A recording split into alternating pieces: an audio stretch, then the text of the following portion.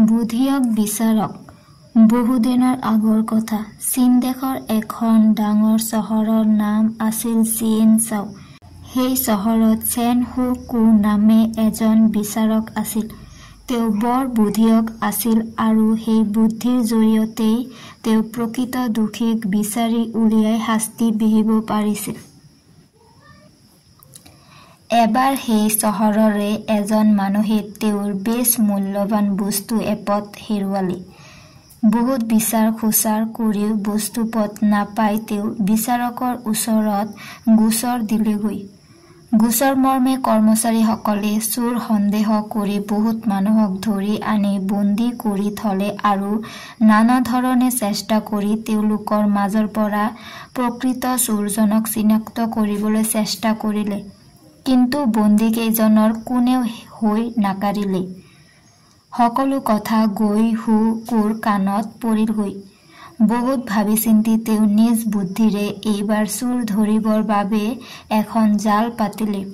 তেওঁ চোৰ বুলি ধৰি অনা মানুহবিলাকে শুনাকৈ নিজৰ কৰ্মচাৰীসকলৰ আগত বহু দূৰৰ এটা মন্দিৰত থকা এটা বিশেষ ধৰণৰ ঘণ্টাৰ বিষয়ে আলোচনা কৰিবলৈ ধৰিলে।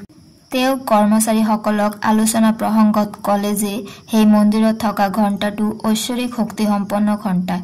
সেই ঘণ্টাটোৰ মহাত্ম্য এই যে যিবিলাক সজ মানুহ তেওঁলোকে যদি সেই ঘণ্টাটো স্পৰ্শ কৰে তেতিয়া ঘণ্টাটো একেদৰে থাকে, কিন্তু যিবিলাক চোৰ ঠগ প্ৰবঞ্চক তেওঁলোকে যদি ঘণ্টাটো স্পৰ্শ কৰে তেনেহলে ঘণ্টাটো নিজে নিজে বাজিবলৈ ধৰে। তাৰ পাছত তেওঁ হঠাতে মনত পৰাৰ দৰে কৈ উঠিল, কিয় আমি দেখোন সেই ঘণ্টাটোৰ সহায়তে প্ৰকৃত চোৰজনক বিচাৰি উলিয়াব পাৰোঁ। যেনে কথা তেনে কাম। তেওঁ দূৰৰ মন্দিৰটোৰ পৰা ঘণ্টাটো অনাই তেওঁৰ অফিচৰে পিছফালৰ এটা কোঠাত সেইটো স্থাপন কৰিলে। সকলো কৰ্মচাৰী সমবেত হৈ সেই ঘণ্টাটোৰ পূজা অৰ্চনা কৰিলে। সকলো কাম শেষ হলত তেওঁ ঘণ্টাটোৰ সন্মুখত এখন পৰ্দা আঁৰি দিলে আৰু তেওঁৰ এজন অতি বিশ্বস্ত কৰ্মচাৰীৰ হতুৱাই সেই ঘণ্টাটোৰ গোটেই গাতে চিয়াহী হনাই দিয়ালে। তাৰ পাছত তেওঁ সেই কোঠাটোলৈ বন্দীসকলক আনিবলৈ দিলে। সকলো অহাত তেওঁ সকলোকে ভালদৰে বুজাই দিলে যে পৰ্দাখনৰ পিছফালে এটা ঘণ্টা আছে। তেওঁলোকে পৰ্দাৰ ফাঁকেৰে সেই ঘণ্টাটো স্পৰ্শ কৰিব লাগিব। যিবিলাক মানুহ প্ৰকৃততে চোৰ নহয় অথচ এনেই বন্দী হৈ আছে তেওঁলোকে সেই ঐশ্বৰিক শক্তিসম্পন্ন ঘণ্টাটো স্পৰ্শ কৰিলে ঘণ্টাটো নিস্তব্ধ হৈ থাকিব আৰু তেওঁলোকৰ মাজৰে যিজন প্ৰকৃত চোৰ তেওঁ ঘণ্টাটো স্পৰ্শ কৰিলে সেইটো নিজে নিজে বাজি উঠিব।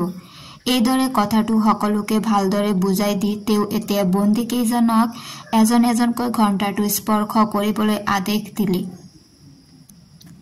এজন এজনকৈ সকলোৱে গৈ ঘণ্টাটো চুই ওলাই অহাৰ লগে লগে হু কুৱে প্ৰত্যেকজনৰে হাত পৰীক্ষা কৰি দেখিলে যে সকলোৰে হাতত চিয়াহী লাগি আহিছে, মাত্ৰ এজনৰ হাত সম্পূৰ্ণ পৰিষ্কাৰ, অকণো চিয়াহীৰ দাগ নাই।